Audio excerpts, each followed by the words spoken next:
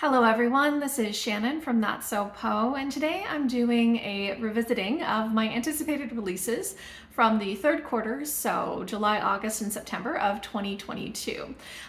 These are books that I had put on my anticipated releases list from that quarter, and just kind of looking back to see what did I pick up, what did I think about the things that I picked up, is there anything that I've lost interest in, just kind of revisiting them. I had been, doing this for the past couple of quarters. This was the first year that I'm really revisiting my anticipated releases. And I wasn't really sure if this was very interesting to people, but last time I asked and quite a few people said they were interested, so I'm going to go ahead and do it, and I've added in a couple more stats to make it a little bit more interesting based on some suggestions that people gave me. So let's go ahead and get started reviewing these, and I'm just going to go in the same order that I had them on my original list, which was by publication date. First was Night of the Living Res by Morgan Talty, which is a collection of short stories set in contemporary reservation life. So it's all about kind of life on the res.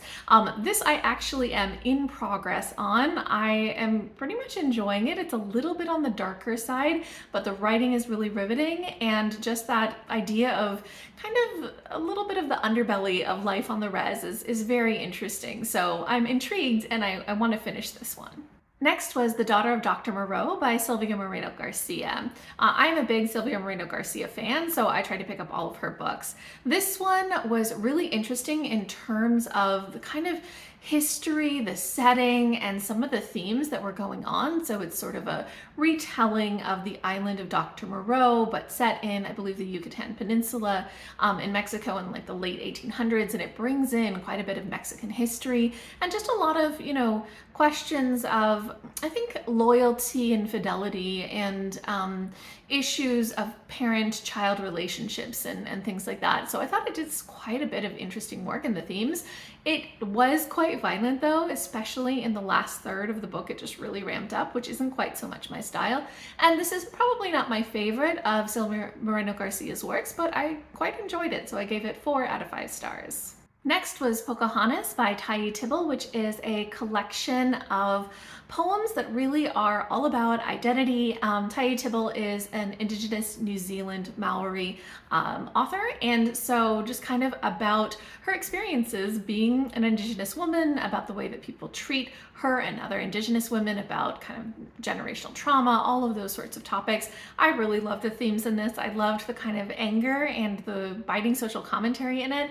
It didn't necessarily kind of have my style of rhythm or rhyme to it, but I just loved all of the ideas in the poetry, so I'm very interested in reading more by her, and I gave this 4 out of 5 stars. Next was Calling for a Blanket Dance by Oscar Hokeah, which is contemporary literary fiction about some Indigenous characters. I have not gotten to this one yet, but I'm still quite interested, so it's still on my TBR. Also still on my TBR is Walking Gentry Home, a memoir of my foremothers in verse by Alora Young. This one still intrigues me. I love books in verse, and the idea of a memoir that is also about Young's ancestors just sounds really interesting to me, so I definitely still want to pick this one up. Next was Empty Smiles by Katherine Arden, the final book in the Small Spaces series of middle grade horror, and I quite enjoyed this. I think that Katherine Arden does fantastic middle grade horror. This is all about a group of kids who get kind of caught up with this guy called the Smiling Man, who is all about trying to trick them into sort of becoming into his possession. And each of the books in this series takes place in a different season. This is set in summer, and it's got really creepy clowns in it and dolls, really creepy dolls, and kind of like a county fair that is also quite creepy. I think that Katherine Arden does excellent atmosphere. The ending of this was a little bit abrupt, but otherwise I quite enjoyed it, and I gave it 4.5 stars. I also absolutely loved The Oleander Sword by Tasha Suri, which is the second book in the Burning Kingdom series, and this is just one of my favorite books of 2022. It was so fantastic.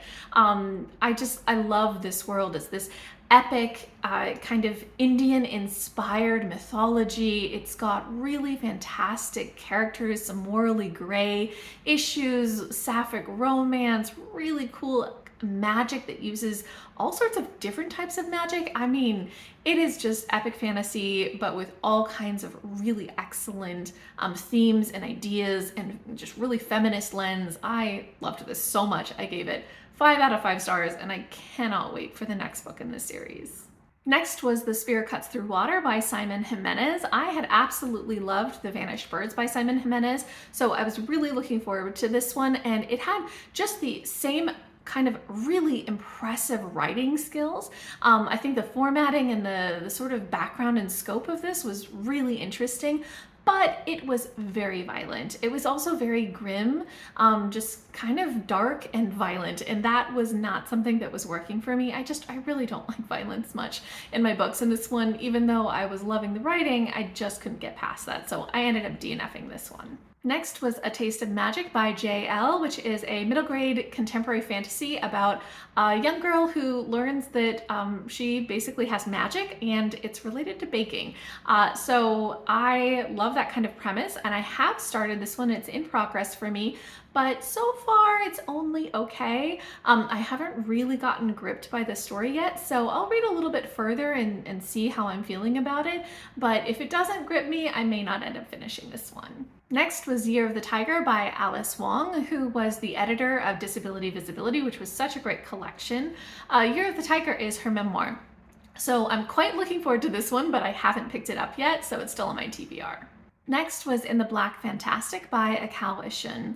This is basically the book version of a museum exhibit all about kind of Afrofuturism and how that was represented in all kinds of different mediums. So things like album covers and books and movies and photography. And so it's just all of this look at Afrofuturism in the arts. And I thought it was just so fascinating. It is a little bit dry and academic at times, but the artwork, that all of the images in here are so cool. So yeah, this was really, really neat. And I wish I'd been able to, go to the museum exhibit that this is based on as well. But without being able to go to that, it was in England. I think it's so cool to be able to still read a book that kind of presents all of that. Next was The Curse on Spectacle Key by Chantel Acevedo, which is a contemporary middle grade with some kind of creepy elements to it, which is very much up my alley. So I haven't gotten to this one yet, but it is still on my TBR. Another middle grade was Eiz Explains It All by Andrea Beatriz Arango, illustrated by Alyssa Bermudez. This is a middle grade in verse that is all about a girl who's going through a lot of emotional distress and just really, really struggling, having a lot of behavioral issues, having a lot of anger. This is kind of done in the form of her journal. And she's just, she's going through therapy, but she's really struggling. I thought that the themes in this were really interesting. I thought that also her relationship with her mom and her grandmother, who is kind of going through dementia and all of that kind of memory loss and difficulties. I thought all of that was really fantastic. It is pretty heavy though. It's quite angsty at times. So that part was a little hard for me, but I thought this had so much to offer and I thought the poetry was really good. So I gave it 4.5 out of 5 stars.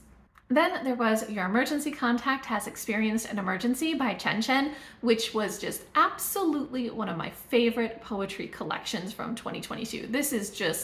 I think this is maybe my favorite poetry collection ever. I loved this so much. Chen just does this amazing job. I love his rhythm and his rhyme and his humor that he injects into all of these poems, but also the depth of emotion, both joy as well as, deep sadness and anger, just him dealing with a lot of issues of being a queer Asian guy and what that means, especially as he's, this book was written while he was going to grad school in East Texas. And so how that felt for him, also about COVID and being Asian during that, and about his relationship with his mom, and so many great topics and just the most fantastic poetry ever. So I loved this book so much and I gave it 5 out of 5 stars.